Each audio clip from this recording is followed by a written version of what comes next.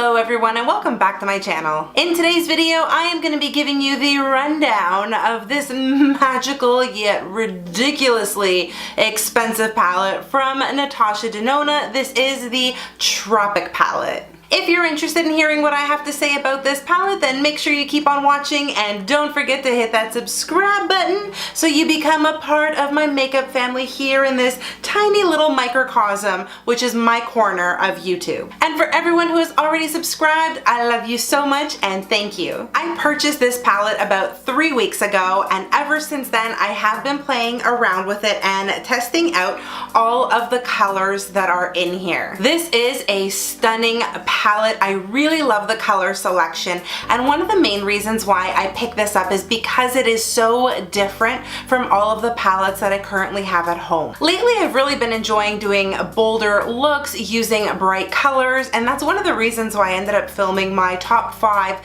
bright and bold eyeshadow palettes video. I'll link that up here for you. And unfortunately I couldn't include this palette in that video because I had not yet played around with it enough, but I feel like I've now formulated my thoughts on this particular formula and the colors in here. Let's talk about the packaging first. It is a plastic case and it does have perforations in the back so that you can poke out whatever eyeshadows are in here and add them to a blank Z palette that you might have at home. Each eyeshadow in here is 1.5 grams. The palette was made in Italy and it's good for 24 months. At least that's what the shelf life states for this particular palette. I am fortunate enough to have played with several Natasha Denona eyeshadows now. I do have the Lila palette. It is one of my favorite palettes, yoink, to play around with. I love the colors in here and I certainly love the formula. It's very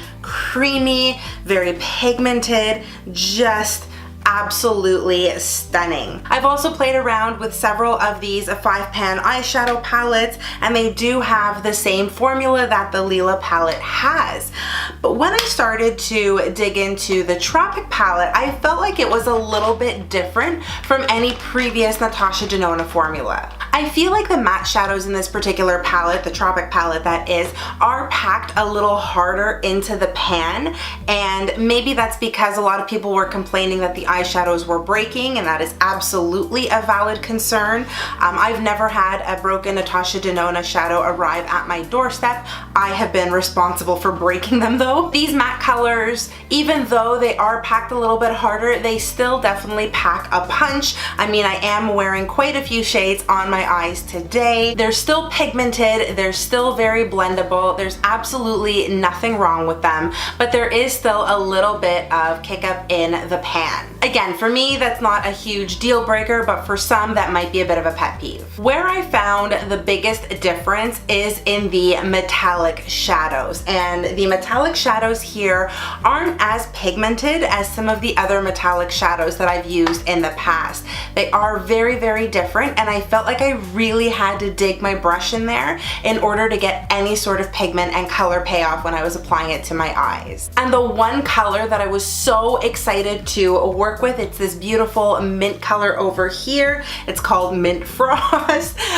This particular color did give me a little bit of trouble to work with. Not that it was awful, but I really had to keep digging my brush back in there over and over again and gradually build up the color onto my eyes. It is the main color that I'm wearing all over my lid right now.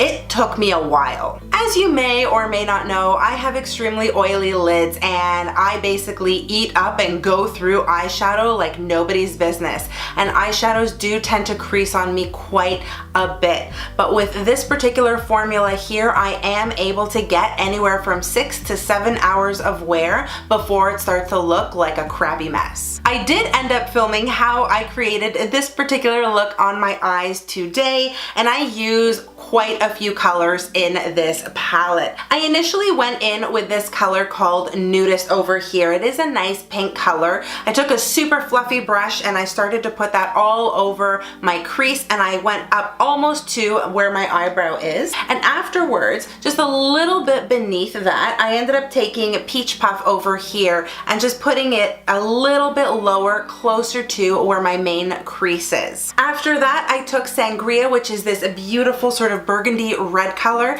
and I stuck that right into my crease and stayed relatively light-handed with it because it is a very pigmented color, but I didn't want it to overpower this particular look, especially because what I was putting all over my lid was Mint Frost, this beautiful sort of minty, glittery color. It looks like the ocean. And to add a little bit of dimension to the outer corner of my eye, I did go into this cool toned brown color over here called Cocoa. I wasn't quite sure where I was going with the lower lash line, so I did play around with a few colors. I initially went in with Cocoa and I put that really tightly on my lower lash line. Then I went into Exotic and I tried to put a little bit of that color underneath as well, but it wasn't showing up very well. Once I gave up on Exotic, I ended up going over to Laguna, which is right next door, and then I put that on the inner portion of my lower lash line towards the middle part of my eye. And then I went over to Tiger Lily, which is this really nice metallic cobalt blue color,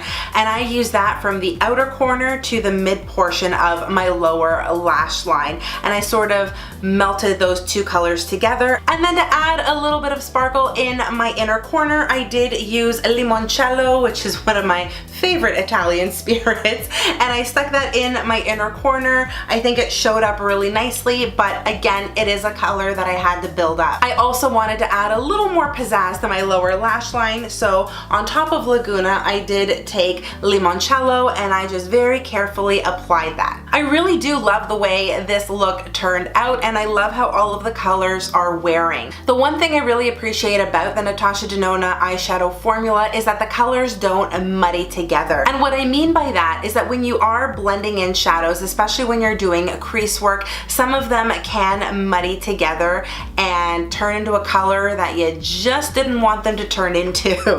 But the Natasha Denona formula really keeps everything separate, so you can really build nice gradients. And now I'm gonna share some swatches with you so you guys can see what all of these colors look like. Here is Peach Puff, Sangria, Fake Tan, Cocoa, and Sahara. And one thing to just keep in mind with these particular swatches is that they don't swatch as well with a finger as they do when you apply them with a brush. Here we have Nudist, Vintage Taupe, Pastel Melon, Guilt, and Limoncello. These two here are glitters, but they have a really nice metallic sheen to them. And here we have Mint Frost, Exotic, Laguna, Tiger Lily, and Xena. My favorite colors in this palette are Sangria, this really nice burgundy red color. I also love Vintage Taupe. It's a really nice sort of dusty mauve color. I also really like Tiger Lily. As much as you have to build it up, it's still a beautiful, beautiful color. And I also really like using Limoncello. It's a really beautiful, bold, glittery yellow. The big question here is whether or not this palette is worth its price tag. And to be honest with you, I can't tell you if it is or if it isn't. If you have the money to spend, then you know you're gonna get a quality product when it comes to Natasha Denona. If you don't have the money to spend, there are so many affordable options where you can get such a similar color scheme to this that you really don't need to spend the money on it. I really do like this palette, mostly because it's so different from anything else that I have currently in my collection, and I feel like this is something that I am going to get a lot of use out of come spring and summer. I personally like this palette, but I also saved quite a bit of money in order to purchase this, so I am going to make sure that I get my money's worth. I did have a moment though where I thought maybe I should just return it. It is definitely overpriced, but there aren't any other palettes currently on the market that I am dying to get aside from the KKW and Mario collaboration, so I'm probably going to hang on to this palette, pick up the KKW and Mario collaboration, and probably call it quits for eyeshadow for a very long time. Or at least as long as I can manage. And that's gonna do it for this review. If you have any questions about this palette, let me know in the comment section and I will do my best to answer those questions. But also let me know if you have had a chance to play around with this palette, what your thoughts are. Did you enjoy it? Did you not enjoy it? Did you hang on to it? Did you return it? What happened? Give me the details. You guys know exactly what I'm gonna say next. If you enjoyed the review, please give it a thumbs up and subscribe to my channel if you aren't already. You can also connect with me on all of my social media. I'm gonna link everything in the description box below for you. Thank you again so much for watching. I hope you're all having an amazing day no matter where you are in the world. Stay beautiful and I'll see you in the next one. Bye guys.